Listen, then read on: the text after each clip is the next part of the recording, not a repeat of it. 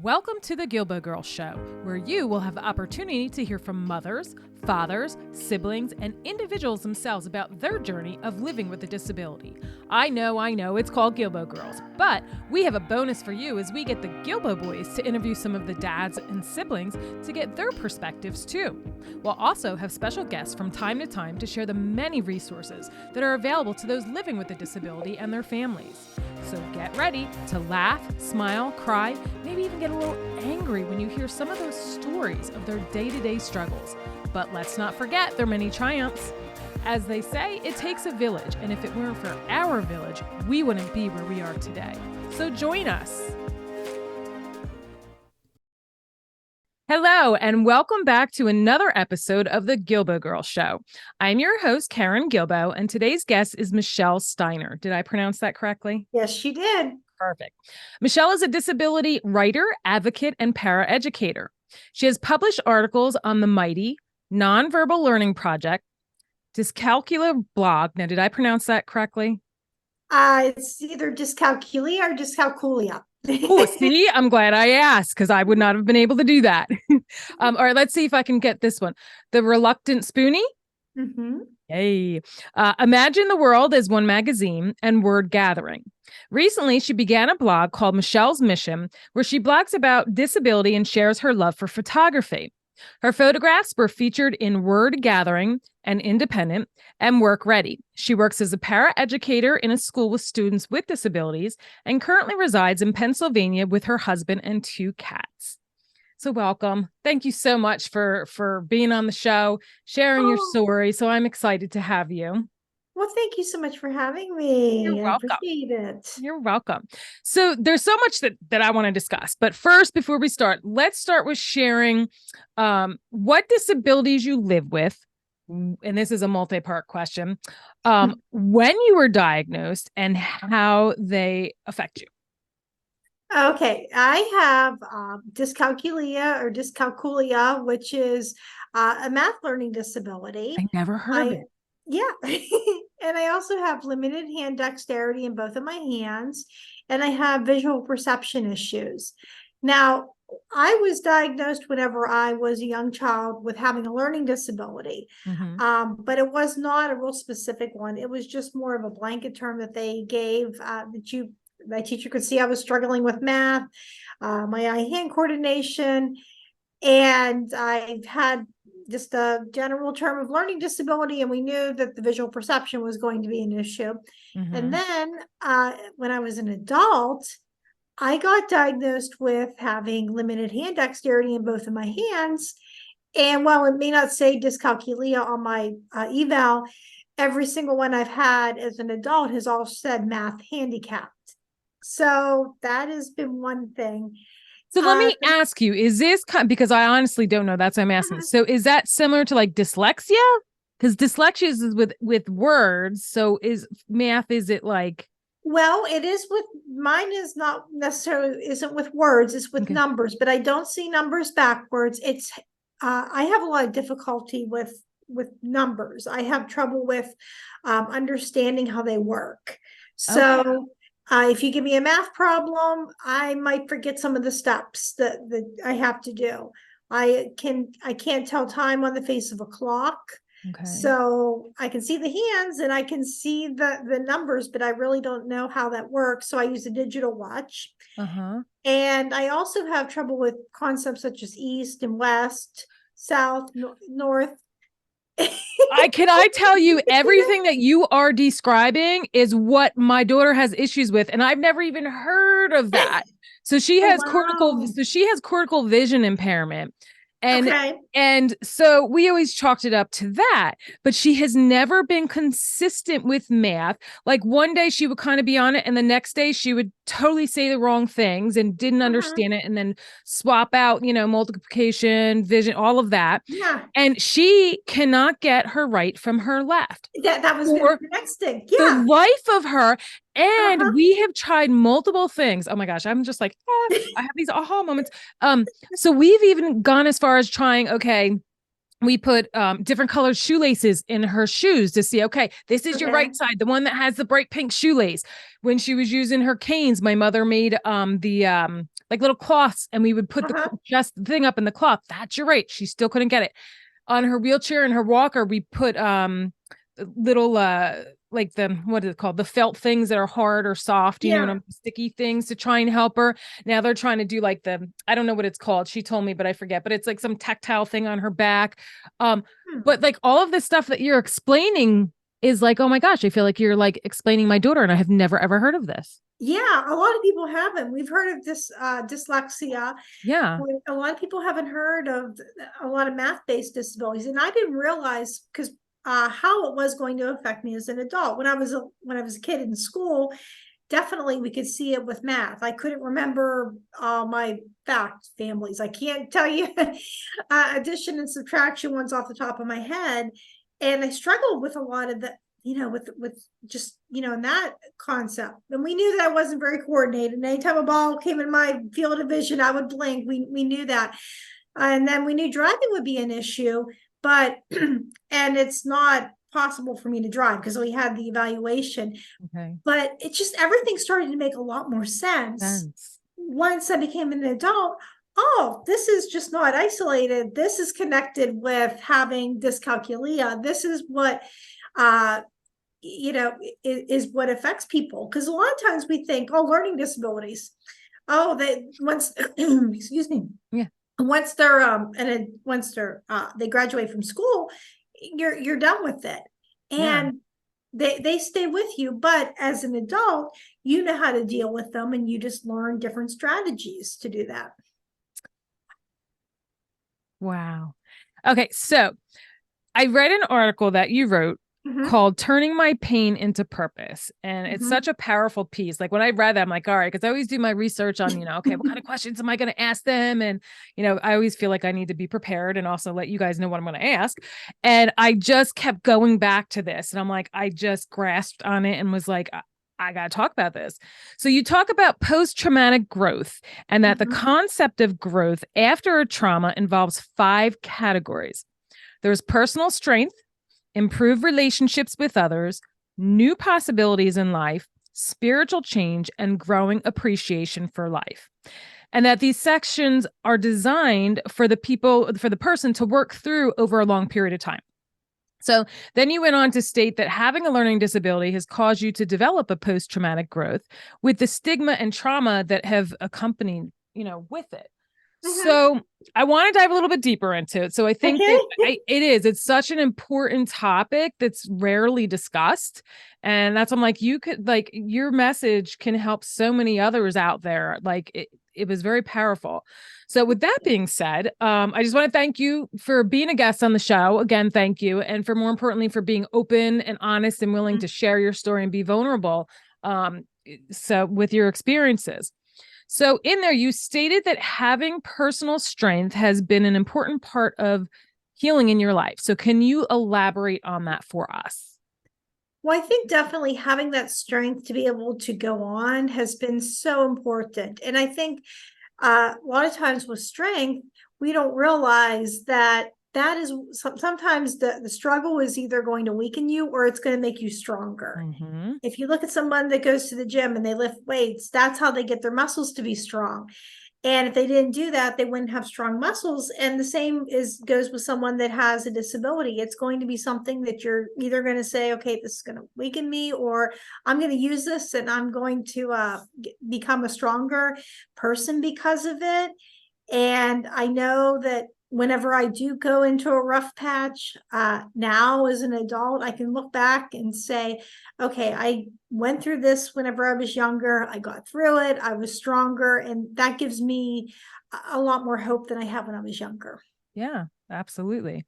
So what about, so you wrote in the article that improved relationships with others has also been a benefit of your post-traumatic growth experience. So you can, and this is also a several part question. Can you share some of those struggles along with those relationships and how they have been improved and what steps were taken to improve them?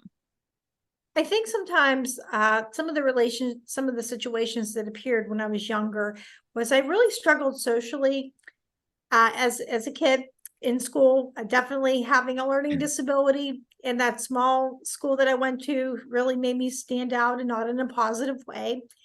And I can remember just feeling like I didn't belong. And I eventually, what helped me was I started to hang out with some students that were in a group um, in a school a little further away from where I was at that had an art program. And I found acceptance. And that is one of the things that helped me out. Mhm. And it also led me to reach out to other people in the community. That was a big thing. I still am friends with the writing group 20 some years later. We still meet once a month to write, and we're still involved with each other's lives. And that relationship helped me to improve. Um, Also with my family too, because my parents didn't give up on me. When I was little, it was hard because I would come home and we would spend a lot of frustrating homework sessions sometimes. I wanted to do Mhm. well, they wanted me to do well, but I was having a really hard time. But my parents were the ones that encouraged me, but also held me accountable that I had to go to school, even if they knew I was going to take a test and not do well. Mhm. And as long as I was doing my best, my parents were satisfied with that. So that's some of the relationships that improved. And I think being able to help others out also Mhm. helps me too, because I work in a school with students who have disabilities. So I understand when they come to me and say, well, you don't know what it's like to have everybody hate you. Like, oh, I have some stories about that, so I can Mhm. relate to that. And I can also relate to when they struggle with a lot of their work. And the same that whenever I work now with my blog, I might have people that might contact me and say, oh, I have a disability too. And it's that connection that I wouldn't have had if I wouldn't have gone through life with a disability. Exactly. It's so true. And I did listen to one of your uh another podcast show that you Mhm. were on, and I want to see because I think I wrote it in there what you had said. And it gutted me. I was like, "Oh my gosh, my heart just like poured out." But you talked about how you struggled socially in school, that you were frequently bullied because of your disability, Mhm. and you had the negative view of yourself and life. Um, and you said that you could share your reputation of being the screw up that had Mhm. haunted you during your school years. So you felt like you were a screw up and you weren't. Like that, like, Right. that breaks my heart that that was how you felt through that and that you were rejected. And it was, yeah, when you were talking about that, how you, I was like, so another important part of post-traumatic growth is Mhm. discovering new life possibilities. So let's dive into those next. You wrote that people have often tried to limit you. Can you expand on those experiences and what helped you discover those new possibilities?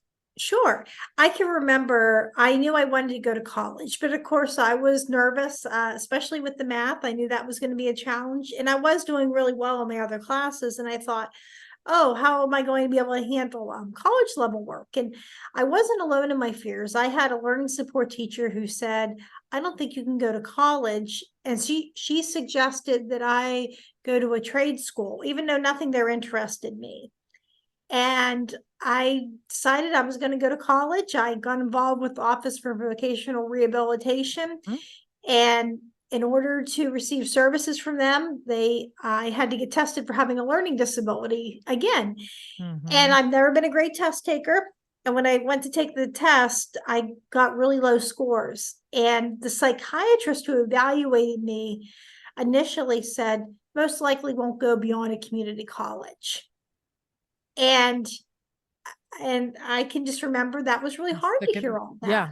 Mm-hmm. And then when I got to community college, I had a professor who told me that I'd have limited job choices, and people that really a lot of my peers, they didn't believe in using accommodations. They thought they gave me an unfair advantage. So I didn't use them, and that was a mistake. My grades dropped. Mm-hmm. And after I graduated from college, I was able to move out on my own. I worked in some temporary jobs, working with kids, loved it, had my own apartment in a central location. So that was really nice, not being able to drive, but I always wanted more for myself. And then when I went back to, after a while, financially, I had to move back in with my parents again. And my job downsized.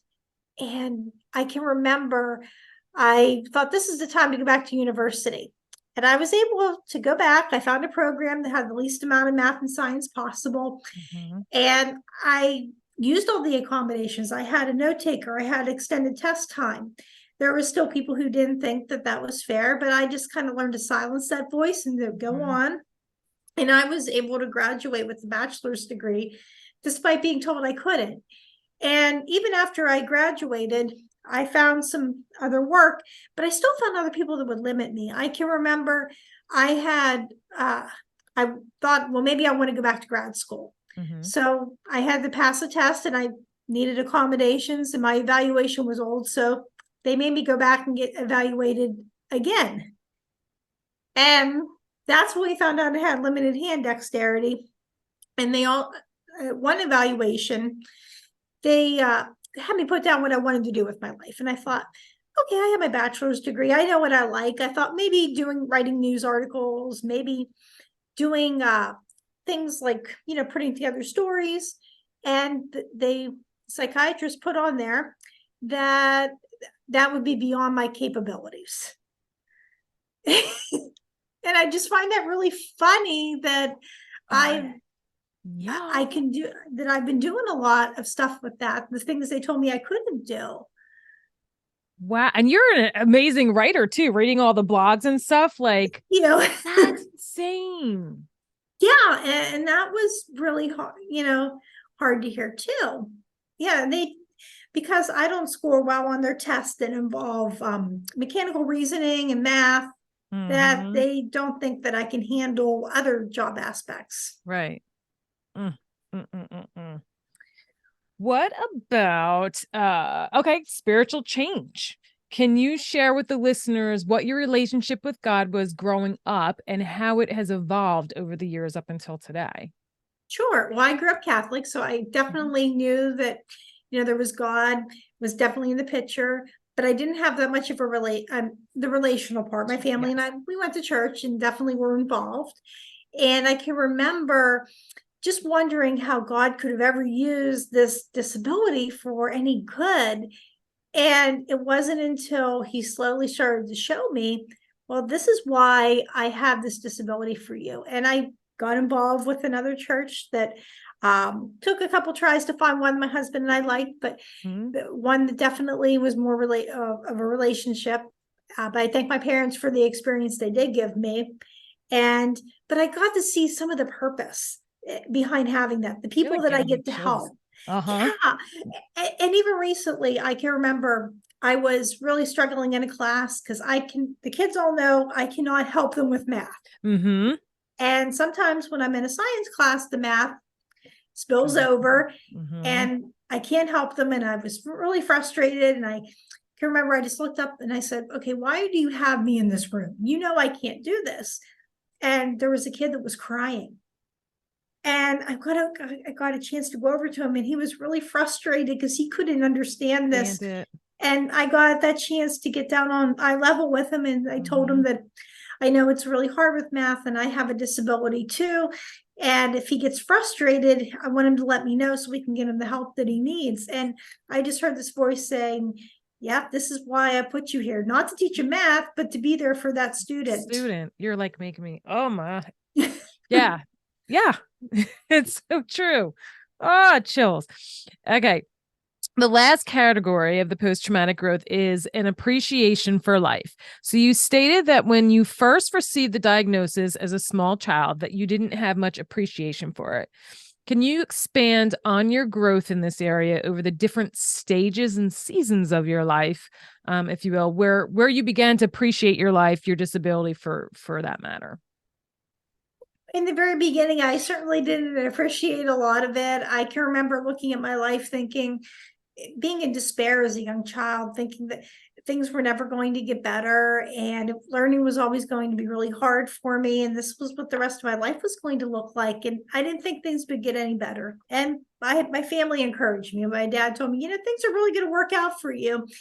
And of course, you're a kid and you don't think that. Mm-hmm. But as I got older and I got to start to see things I was good at, such as reading and writing and photography, I found that if I focused on doing those, that I felt more empowered than if I focused on what I couldn't do. Mm-hmm. And I just had a more appreciation for life. I mean, I saw that things were working out, and I learned to how to solve problems. And I think that was the big thing, because the Mm-hmm. disability wasn't going to go away, but I learned how to deal with that, and just an appreciation for having the disability. And it really didn't turn out to be the thing that was going to hurt me or harm me. It's something that could be really helpful for myself and for other people. Mm-hmm. Yeah, absolutely. So what advice would you give for those going through these states of post-traumatic growth? The advice that I would give them is definitely to hang in there and to see that there is going to be purpose out of the pain. They may not see it right away, but eventually there will be a purpose behind that, or a lesson, or just a different way that you might view life. And it's just all in how you view it. Mm-hmm. Did you seek out any professional help to guide you through these steps over the years to where you? No, we haven't. Yeah, I've been able to not. Yeah, I've been able to figure that out. Other than having like with OBR, that was helpful. And how about any additional resources? Did you find anything helpful out there that you can share with the listeners? Like, was there any, I don't know. Yeah, there is definitely some resources that can help people. Nonverbal Learning Project has a lot of wonderful things about people that might have disabilities that are nonverbal, with having the visual, spatial things that they struggle with, but being really strong with reading and things like that. The National Learning Disability Association also has some great advice as well. And so does understood.com. They give some good resources. And I also wanted you to share how the story behind how you met your husband and the important question that he asked you that no one else had prior. And I heard that during your other interview, and I'm like, I've got to ask that. I met my husband purely by just, I hate to say accident, but I wasn't planning it. And he wasn't either. I was volunteering at our art center, and I was walking down the street, and I had a red dress on. He saw me and wondered, oh, hey, who's that girl? Where is she going? And it turns out we were going to the same place. And it turned out that he was going to play guitar there that night. And then we had mutual friends. And he was also a prayer that I had, because I had a lot of broken relationships before him. And I just was so tired of it. And I just prayed. I said, God, just send me somebody whenever you're ready to, but just send me the right person and don't send anybody else. And it was just that surrendering it. And he did. He sent me the right person. And eventually we started to get to know each other that summer. And looking back, we were at the same place at a certain time.